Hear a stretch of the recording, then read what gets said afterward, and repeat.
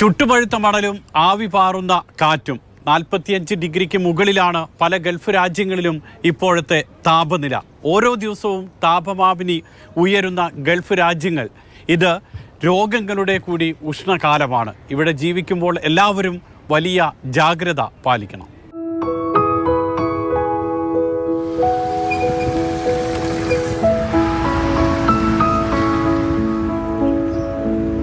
Summer വരുമ്പോഴത്തേക്കും skin care മാത്രമല്ല, അതിൻ്റെ കൂടെ ഫുഡിൻ്റെ കാര്യത്തിലും കുറച്ച് കാര്യങ്ങൾ ശ്രദ്ധിക്കാനുണ്ട്. മെയിൻലി വരുന്നത് നന്നായിട്ട് ഹൈഡ്രേറ്റ് ചെയ്യുക എന്നുള്ളതാണ്. സമ്മർ വരുമ്പോൾ നമ്മുടെ ബോഡിയിൽ നിർജ്ജലീകരണം നടക്കുന്നുണ്ട്. അത് ത്വക്കിലും സംഭവിക്കുന്നുണ്ട്, സ്കിന്നും ഡീഹൈഡ്രേറ്റഡ് ആവുന്നുണ്ട്. അതുകൊണ്ട് തന്നെ നമ്മൾ ഡെയിലി ഒരു 3 ലിറ്ററിന് മേലെ വെള്ളം ഡെയിലി കുടിക്കാനായിട്ട് ശ്രദ്ധിക്കണം. അതോടൊപ്പം വെജിറ്റബിൾസ് ആൻഡ് ഫ്രൂട്ട്സ് നമ്മൾ ധാരാളമായിട്ട് ഇൻക്ലൂഡ് ചെയ്യണം. വാട്ടർ കണ്ടൻ്റ് ഉള്ള ഫ്രൂട്ട്സ്, ഫോർ എക്സാമ്പിൾ മെലൺസ് ഒക്കെ കൂടുതൽ ഇൻക്ലൂഡ് ചെയ്താൽ അത്രയും നന്നായിരിക്കും. കഫീൻ ഇൻടേക്ക് കുറയ്ക്കാനാണ് അഡ്വൈസ് ചെയ്യുന്നത്. Because caffeine causes dehydration. അത് സ്കിന്നിലും ഹൈഡ്രേഷൻ കുറയ്ക്കുന്നത് കൊണ്ട് തന്നെ ടീ കോഫി കൂടുതൽ കൺസ്യൂം ചെയ്യുന്നതിന് പകരമായിട്ട് നന്നായിട്ട് ഫ്രൂട്ട് ജ്യൂസസ് ഇൻക്ലൂഡ് ചെയ്താൽ അത് സ്കിന്നിനും ഒരു ഹെൽത്തി എഫക്റ്റ് പ്രൊവൈഡ് ചെയ്യും. അറിയുമെങ്കിലും നമ്മൾ അവഗണിക്കുന്ന കാര്യങ്ങൾ. എനിക്കു മാത്രം ഇതൊന്നും വരില്ലെന്ന അമിത ആത്മവിശ്വാസം. ഏതാണ്ട് 150 ദശലക്ഷം കിലോമീറ്റർ അകലെ നിന്നുമെത്തുന്ന സൂര്യകിരണങ്ങൾ വിതയ്ക്കുന്ന വിപത്തിന്റെ ആഴം ഓർമ്മപ്പെടുത്തുകയാണ് ആരോഗ്യ വിദഗ്ധർ. ഗൾഫിലെ എല്ലാ രാജ്യങ്ങളിലും 45 ഡിഗ്രി സെൽഷ്യസിന് മുകളിലാണ് താപനില. കാറ്റുപോലും തീക്കാറ്റായി തോന്നുന്ന കാലാവസ്ഥ. കുട്ടികൾ കരയുമ്പോൾ കണ്ണീരില്ലെങ്കിൽ അത് കള്ളക്കരച്ചിലല്ലെന്നും നിർജ്ജലീകരണമാണെന്നും തിരിച്ചറിയണം. ഡീഹൈഡ്രേഷനാണ് സൂര്യതാപത്തിൽ സാധാരണഗതിയിൽ കുട്ടികൾക്കുണ്ട്. അതായത് നിർജ്ജലീകരണത്തിൽ സാധാരണ സംഭവിക്കുന്ന കുട്ടികൾക്ക് അമിതമായ ക്ഷീണം ഉണ്ടാകുക, നമ്മൾ അവരെ നോക്കുമ്പോഴത്തേക്ക് അവർക്ക് ഉണങ്ങിയിരിക്കുക, അതായത് ഡ്രൈ ആയിട്ടുള്ള മൗത്ത്. പിന്നെ കരയുമ്പോഴത്തേക്ക് കുട്ടികൾക്ക് കണ്ണുനീര് വരാതെ കരയുക, കുഴിഞ്ഞിരിക്കുന്ന കണ്ണ്.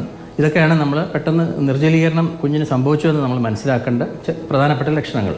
ആ സമയത്ത് പെട്ടെന്ന് കുഞ്ഞിനെ നമ്മൾ ഒരു ഷെയ്ഡിലോട്ട് മാറ്റി കിടത്തുകയും പെട്ടെന്ന് വെള്ളം കുടിക്കാൻ കൊടുക്കുകയും പിന്നെ അതുപോലെ തന്നെ ഒരു തണുത്ത തുണിയിട്ട് കുട്ടികളെ പിന്നീട് തുടയ്ക്കുകയും ഒക്കെ ചെയ്ത് ORS അങ്ങനെയുള്ള ലൈനുകളൊക്കെ കൊടുത്തു കഴിഞ്ഞാൽ ഡീഹൈഡ്രേഷൻ ആ സമയത്ത് നമുക്ക് ചികിത്സിക്കാനും അല്ലെങ്കിൽ അത് ഒരു പരിധിവരെ നമുക്ക് പ്രിവെൻറ്റ് ചെയ്യാനും സാധിക്കും. ഒരു കാര്യം ശ്രദ്ധിക്കേണ്ടത്, കുട്ടികൾ അബോധാവസ്ഥയിലാണെങ്കിൽ ഒരു കാരണവശാലും നമ്മൾ ആ കുട്ടികൾക്ക് വെള്ളം കൊടുക്കാനോ അങ്ങനെയുള്ള കാര്യങ്ങൾ ചെയ്യരുത്. പലരും ചെയ്യുന്ന ഒരു മിസ്റ്റേക്കാണ്. കുട്ടികൾ മയങ്ങി കിടക്കുമ്പോഴത്തേക്ക് വെള്ളം ഒഴിച്ചു കൊടുക്കും. അത് ആസ്പിറേറ്റ് ചെയ്യാനാണ് അവർക്ക് സാധ്യത കൂടുതൽ. അപ്പോൾ അത് പ്രത്യേകം ശ്രദ്ധിക്കുക. അമിത വിയർപ്പും തലചുറ്റലും ചൂടുകുരുവും മുതൽ ചിക്കൻ ബോക്സും സൂര്യാഘാതവും വരെ കാത്തിരിക്കുന്ന കാലമാണ് ഇത്. കുട്ടികളും മുതിർന്നവരും തുറസായ സ്ഥലത്ത് ജോലി ചെയ്യുന്നവരും ഓഫീസിലിരുന്ന് ജോലി ചെയ്യുന്നവരുമെല്ലാം ജാഗ്രതയോടെ ജീവിക്കേണ്ട കാലം. പ്രധാന സംരക്ഷണ കവചം സൺസ്ക്രീൻ തന്നെ. ഇപ്പോൾ ഒരു ഡ്രൈ സ്കിൻ ആയിട്ടുള്ള വ്യക്തിയാണെങ്കിൽ സമ്മർ സീസൺ ആകുമ്പോഴത്തേക്കും സ്വെറ്റിംഗ് കൂടാനും അതുമൂലം സ്കിന്നിലെ ഓയിൽ കണ്ടൻറ്റ് കൂടാനും സാധ്യതയുണ്ട്. അങ്ങനെ വരുമ്പോഴത്തേക്കും നമ്മൾ സൺസ്ക്രീൻ ചൂസ് ചെയ്യുമ്പോഴത്തേക്കും കുറേയും കൂടെ ജെൽ ടൈപ്പായിട്ടുള്ള അല്ലെങ്കിൽ ഫ്ലൂയിഡ് ടൈപ്പായിട്ടുള്ള ഒരുപാട് ഗ്രീസിനെസ് തരാത്ത ടൈപ്പ് സൺസ്ക്രീൻ ഉപയോഗിക്കുന്നതാണ് നല്ലത്. SPF 30 മുകളിലുള്ള സൺസ്ക്രീൻ വേണം തെരഞ്ഞെടുക്കാൻ. വീട്ടിൽ നിന്നും പുറത്തിറങ്ങുന്നതിന് 10-20 മിനിറ്റ് മുൻപെങ്കിലും പുരട്ടണം. പുറം ജോലി ചെയ്യുന്നവർ 2-3 മണിക്കൂർ കഴിയുമ്പോൾ വീണ്ടും ഉപയോഗിക്കണം. പക്ഷേ ഇതൊന്നും നമ്മൾ അത്രയ്ക്ക് കാര്യമാക്കാറില്ല. സൺസ്ക്രീനിൻ്റെ പ്രോപ്പർ യൂസ് എന്ന് പറയുന്നത് നമ്മൾ രാവിലെ പുറത്തിറങ്ങുന്നതിന് 20-30 മിനിറ്റ് മുന്നേ അപ്ലൈ ചെയ്യണം. ഫേസിലേക്ക് സൺസ്ക്രീനിൻ്റെ അളവ് എന്ന് പറയുന്നത് 1 ടീസ്പൂൺ അളവിലാണ് സൺസ്ക്രീൻ എടുക്കേണ്ടത്, ഫേസ് മാത്രം അപ്ലൈ ചെയ്യാനായിട്ട്. കയ്യിലേക്ക് വരുമ്പോൾ എഗെയിൻ നമ്മൾ 1 ടീസ്പൂൺ റൂള് ഫോളോ ചെയ്യേണ്ടി വരും ഫോർ ഈച്ച് ഹാൻഡ്. ആൻഡ് ഒരു മോഡറേറ്റ് ക്വാണ്ടിറ്റിയിൽ വേണം നമ്മൾ സൺസ്ക്രീൻ അപ്ലൈ ചെയ്യാനായിട്ട്. ആൻഡ് ഫുൾ ഫേസ് കവർ ചെയ്തിട്ട് വേണം അപ്ലൈ ചെയ്യാൻ. കളിച്ചു തളരുന്ന കുട്ടിക്ക്, ചിലപ്പോൾ ചൂട് താങ്ങാനാകാതെ തളർന്നു വീഴുന്ന കുട്ടികൾക്ക് എളുപ്പത്തിൽ എല്ലാവരും കൊടുക്കുന്നതാണ് ഗ്ലൂക്കോസ്. ഇതും അപകടം വരുത്തിവെക്കും. കുറേ സമയം നമ്മൾ ടെമ്പറേച്ചറിൽ എക്സ്പോസ്ഡ് ആയി കഴിയുമ്പോഴത്തേക്ക് കുട്ടികൾക്കുണ്ടാകുന്ന അമിതമായ ക്ഷീണം. അപ്പോൾ ആ സമയങ്ങളിൽ നമുക്ക് കുട്ടികൾക്ക് കൊടുക്കേണ്ടത് വെള്ളവും കൊടുക്കണം. നമ്മൾ യഥാർത്ഥത്തിൽ ORS ലായനിയാണ് കൊടുക്കേണ്ടത്. ORS ലായനിയുടെ പ്രത്യേകത എന്ന് പറഞ്ഞാൽ അതിനകത്ത് സോഡിയവും പൊട്ടാസ്യവും ക്ലോറൈഡും ഒരല്പം ഷുഗറും എല്ലാം ചേർന്നിട്ടുള്ള ബൈകാർബൺസ് എല്ലാം ചേർന്നിട്ടുള്ളതാണ് ORS ലായനി.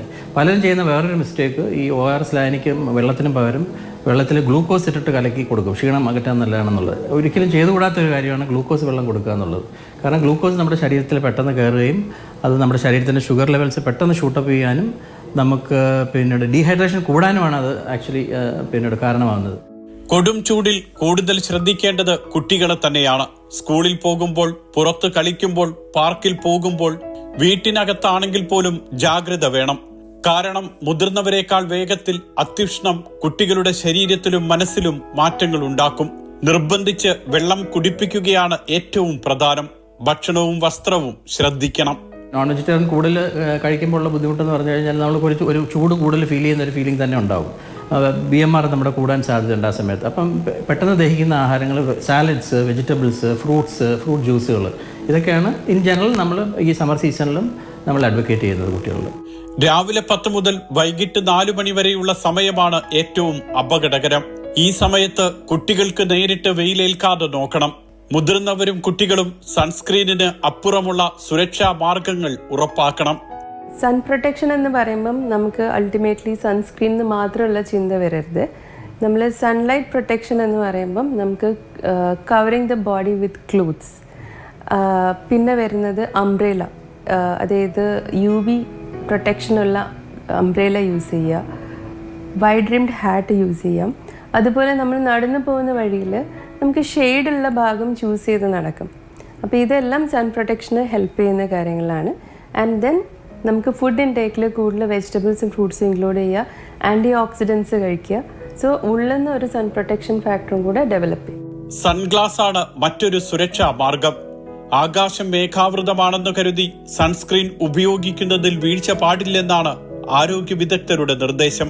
വേറൊരു പ്രധാനപ്പെട്ട കാര്യം, സൺസ്ക്രീൻ പലരും മേഘാവൃതമായിട്ടുള്ള സമയങ്ങളിൽ, അതായത് ക്ലൗഡി ആയിട്ടുള്ള ദിവസങ്ങളിൽ സൺസ്ക്രീൻ ഉപയോഗിക്കാറില്ല. കാരണം സൂര്യതാപം അടിക്കുന്നില്ലെന്നായിരിക്കും അവരുടെ ധാരണ. പക്ഷേ ഈ UV റേഷ്യൻസ് 97% ഈ ക്ലൗഡ്സിനകത്ത് പിയേഴ്സ് ചെയ്ത് നമ്മുടെ ശരീരത്തിൽ ഏൽക്കാൻ സാധ്യതയുള്ളതുകൊണ്ട് ക്ലൗഡി ഡേയ്സിൽ നമ്മൾ ഇടുക എന്നുള്ളത് വളരെ ഇമ്പോർട്ടൻ്റ് ആണ്.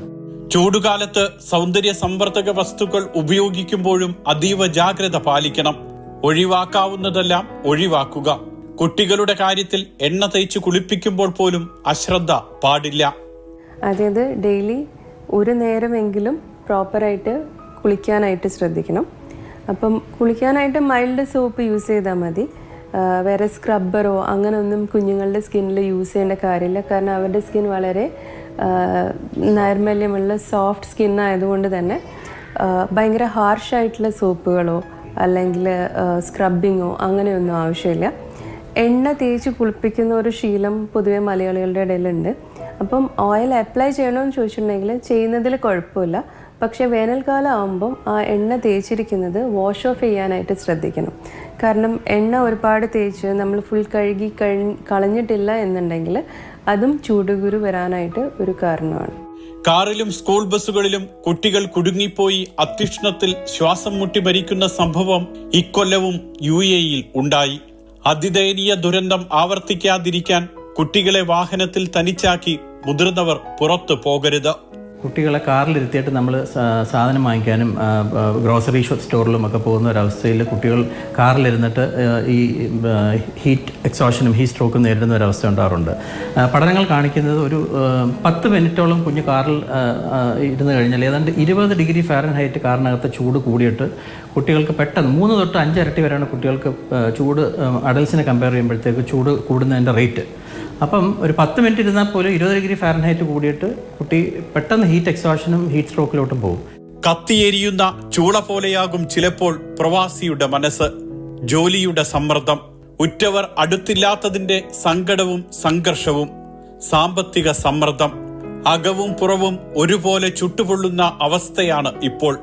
ആരോഗ്യ സംരക്ഷണത്തിനൊപ്പം മാനസിക പിന്തുണയും ചേർത്ത് നിർത്തലും വേണ്ട കാലാവസ്ഥ.